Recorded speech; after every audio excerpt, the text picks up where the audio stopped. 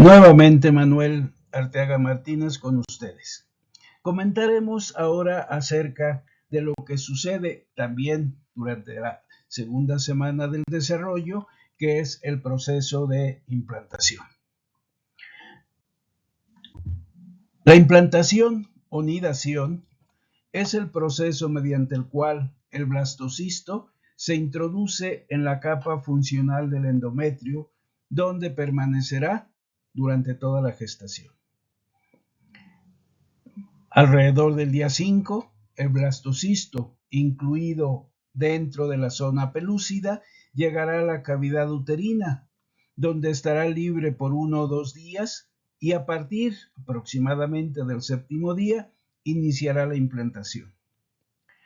Para que este proceso pueda ocurrir, es necesario que el endometrio esté preparado para recibirlo y que el embrión abandone la zona pelúcida.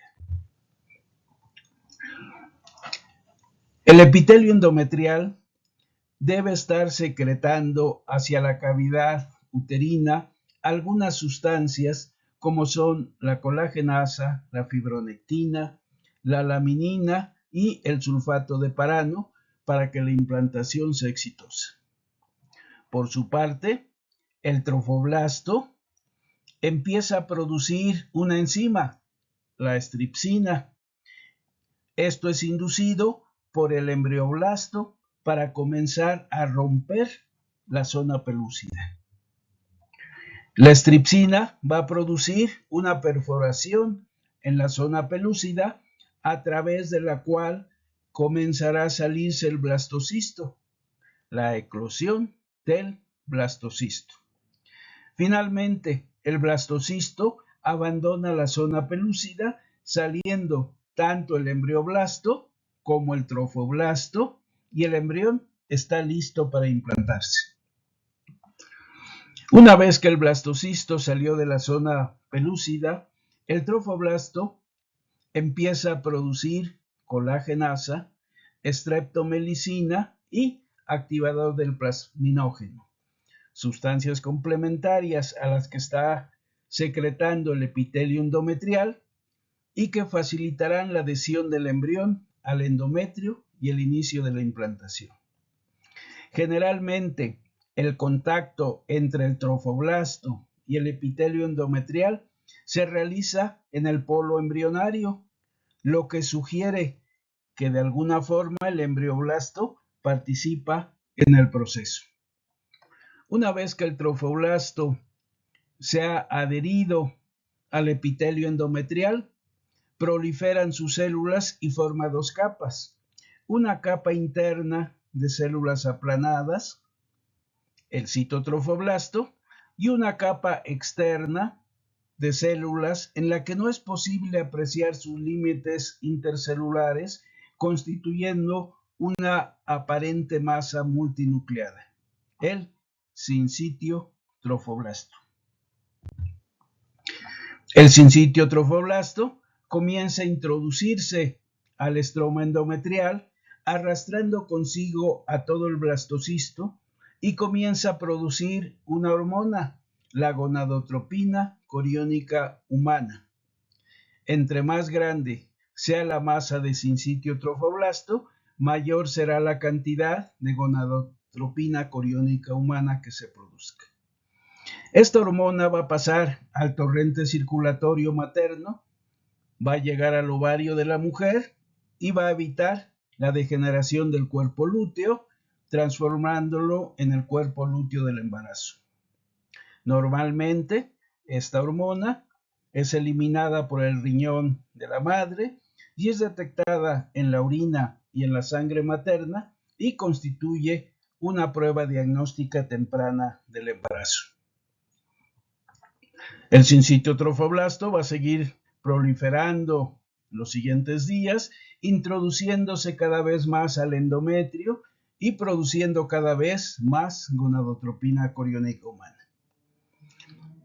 En el sincitio trofoblasto, entre las células del sincitio trofoblasto, comienzan a formarse unos espacios, las lagunas o espacios lacunares. se considera que el sincitio trofoblasto no expresa moléculas del complejo de histocompatibilidad 1 y 2, lo que le permite no ser reconocido por los linfocitos T cuando invadan al endometrio. En el interior del blastociste sigue formándose el disco embrionario bilaminar. El sincitio trofoblasto sigue proliferando con rapidez, lo que permite a todo el embrión ir penetrando en el estroma uterino y a la vez este sincitio trofoblasto va a ir rodeando a todo el trofoblasto. Aproximadamente al octavo día, la mayor parte del trofoblasto está ya incluido en el estroma endometrial y solo asoma una pequeña parte de él fuera del epitelio endometrial. Conforme avanza el sincitio trofoblasto, va destruyendo glándulas endometriales y vasos sanguíneos, quedando atrapados los restos celulares de estos tejidos destruidos dentro de esa masa citoplásmica del sincitio trofoblasto. Las lagunas o espacios lacunares van confluyendo entre sí, formando espacios cada vez más grandes, las redes lacunares, a las cuales va a entrar la sangre materna procedente de los capilares uterinos que se rompen por el proceso invasivo del sincitio trofoblasto. Dentro de las redes lacunares vamos a encontrar glucógeno, mucinas, lípidos y restos de células sanguíneas, producto de la destrucción del tejido endometrial. En la periferia del trofoblasto comienza a proliferar sus células y acumularse células trofoblásticas formando las vellosidades coriónicas primarias. Al final de la segunda semana, el blastocisto se ha introducido ya totalmente en el estroma endometrial y en el epitelio uterino se restaura el orificio por el cual entró. Las redes lacunares, cada vez más grandes, confluyen con vasos sanguíneos maternos y por ellos comienza a circular sangre materna y dará origen a los espacios intervellosos de la futura placenta. El citotrofoblasto, por su parte, sigue proliferando, siguiendo produciendo vellosidades coriónicas primarias y la evolución de estas para convertirse en vellosidades coriónicas secundarias, que veremos en alguno de los capítulos subsecuentes. Y durante este proceso ocurre la reacción decidual. La reacción decidual es producida por la invasión del trofoblasto al endometrio e impide que el trofoblasto penetre más allá de la capa funcional del endometrio. Mientras ocurre la implantación, las células del estroma endometrial se dematizan y acumulan glucógeno y lípidos, deteniendo la penetración del sincitio trofoblasto. Estos cambios se van a extender a todo el endometrio y a esta respuesta es a lo que llamamos la reacción decidual. Durante la fase progestacional, el endometrio se infiltra de leucocitos, los cuales secretan interleucina 2, que de alguna manera contribuyen a que el sistema inmunológico materno no identifique al embrión como un cuerpo extraño y no lo destruya. La reacción decidual se va a iniciar en el sitio de implantación, pero se va a propagar al todo el endometrio y se va a dividir en 3 regiones: la decidua basal, la decidua capsular y la decidua parietal. La decidua basal es aquella que está en el sitio de la implantación. Tiene arteriolas, vénulas y vasos linfáticos y más tarde formará tabiques incompletos y dará origen a la porción materna de la placenta. Durante el embarazo, la decidua basal generará diferentes sustancias en distintos momentos, tales como la prolactina, la relaxina, las prostaglandinas y la vitamina D, encargadas de regular la contractilidad del miometrio según sea el momento de la gestación o al momento del nacimiento. La decidua capsular es el sitio que recubre el lugar donde ocurrió la implantación. Esta decidua capsular carece de vasos sanguíneos y está en contacto directo con el corión liso. Conforme crece el feto, esta decidua sobresale hacia la cavidad uterina y en el segundo trimestre del embarazo contacta con la decidua parietal, que ahorita les describiré, desapareciendo la luz uterina. Finalmente, la decidua parietal es el endometrio que no participa durante la implantación. No está, por tanto, en contacto con el trofoblasto y esta decidua es la que se va a eliminar durante el periodo del alumbramiento y el puerperio. La implantación normal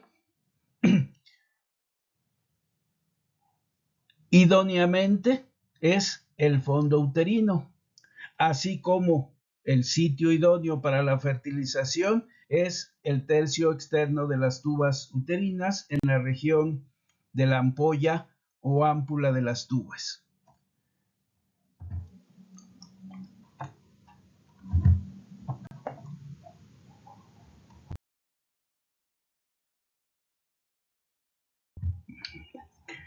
¿Puede haber alteraciones de la implantación? Sí. Tenemos el aborto temprano. Se considera aborto espontáneo, en general, a la interrupción involuntaria del embarazo antes de que el producto sea viable. Es decir, con edad gestacional menor de 20 semanas o con un peso corporal del producto menor de 500 gramos. Y el aborto espontáneo temprano es cuando la pérdida del embarazo ocurre en las primeras semanas.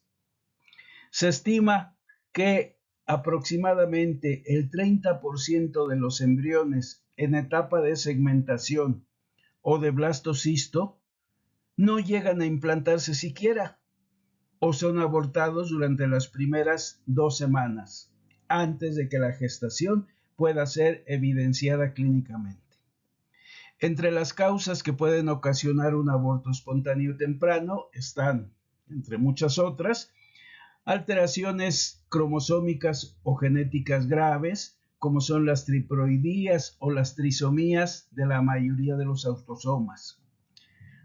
Puede también causarlo la falta de eclosión del blastocisto de la zona pelúcida o la preparación inadecuada del endometrio en la etapa progestacional.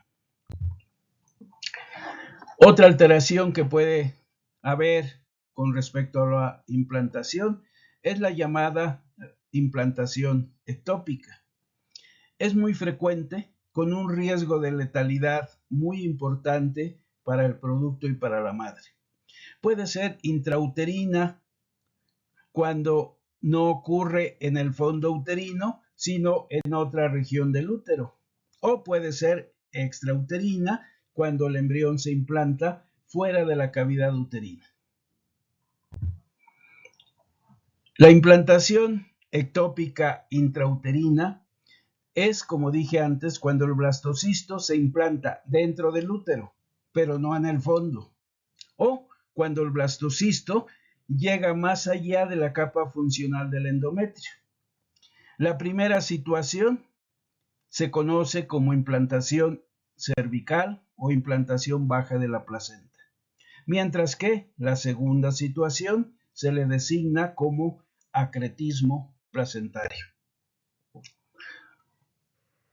La implantación cervical o baja de la placenta es cuando el embrión se implanta en la mitad inferior del útero y la placenta quedará cerca del cérvix o inclusive sobre el cérvix.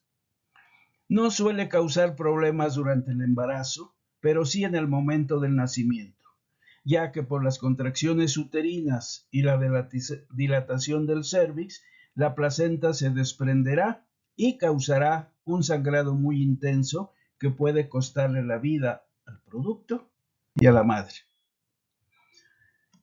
Y el acretismo placentario se presenta cuando falla la reacción decidual y el blastocisto llega más allá de la capa funcional del endometrio. Según el grado de profundidad al que lleguen las vellosidades coriónicas, se distinguen tres tipos de acretismo. La placenta acreta, cuando solo llegan a la capa basal del endometrio. La placenta increta, cuando llegan hasta el miometrio, y la placenta percreta, cuando atraviesan toda la pared uterina y alcanzan la serosa peritoneal. El acretismo placentario puede pasar inadvertido durante todo el embarazo y ser diagnosticado después del parto, durante el periodo de alumbramiento, ya que no se desprenderá la placenta. La mayoría de las veces solo puede ser resuelta mediante una histerectomía. Y con respecto a la implantación ectópica extrauterina, puede darse en diferentes lugares. Tenemos la implantación intersticial, la tubárica, la fímbrica, la ovárica o la abdominal. Y a su vez la tubárica la dividimos en la ísmica y la ampular. La implantación ectópica intersticial se da en la unión de la tuba uterina con el útero, corresponde más o menos al 2% de las implantaciones ectópicas. Es inviable para el embrión, que suele morir en las primeras semanas del desarrollo. Y hay un riesgo importante para la madre, ya que al crecer el embrión puede romperse la tuba y provocar sangrado intenso en el interior de la cavidad abdominopélvica, pudiendo causar la muerte de la mujer. La implantación ectópica tubárica es la forma más frecuente de implantación ectópica. Sumando las de la implantación ísmica y la ampular, corresponden aproximadamente al 80%.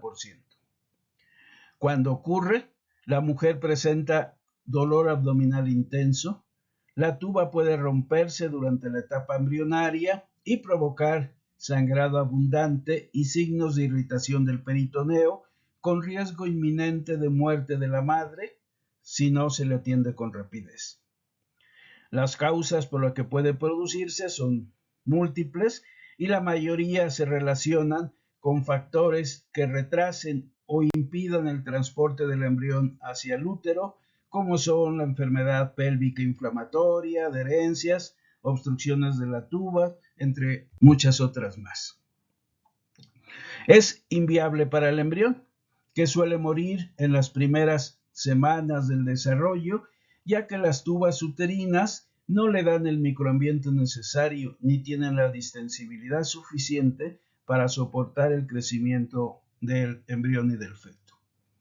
Rara vez superan el primer trimestre de la gestación. La implantación ectópica fímbrica es muy rara. En esta, el blastocisto se va a implantar en las fimbrias uterinas y es totalmente inviable para el embrión. Con respecto a la implantación ectópica ovárica, es aún más rara y consiste en que el blastocisto se va a implantar sobre la superficie del ovario. Totalmente inviable para el embrión, que suele morir en las primeras semanas del desarrollo. Y hay un riesgo importante para la madre, ya que el crecimiento del embrión puede romper el ovario y provocar sangrado intenso en el interior de la cavidad abdominopélvica, que puede causarle la muerte a la mujer. Y finalmente, la implantación ectópica abdominal es extremadamente rara Cuando la implantación se hace a nivel abdominal, lo más frecuente es que el blastocisto se implante en el llamado fondo de saco rectouterino o fondo de saco de Douglas, desarrollándose la placenta en alguno de los órganos abdominopélvicos, pudiendo predecir sangrado intraperitoneal. El embrión suele morir y si no se detecta la situación, puede llegar a calcificarse dentro del abdomen de la madre. Se han reportado casos excepcionales en que el feto puede llegar a término y el nacimiento del bebé se puede hacer mediante una intervención quirúrgica. Bueno, pues con esto cubrimos el tema de la segunda semana en estos dos videos y los espero en el siguiente video del capítulo que continúa.